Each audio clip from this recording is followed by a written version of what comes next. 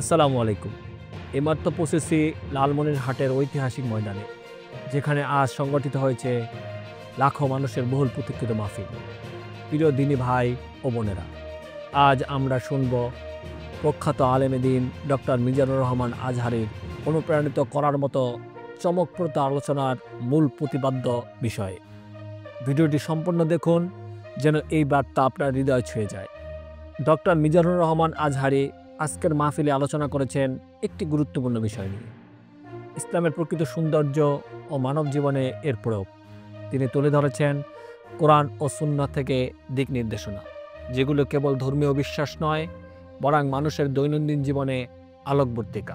কিভাবে আমাদের জীবনের প্রতিটি ক্ষেত্রে ইসলামের নীতি প্রয়োগ করা যায়।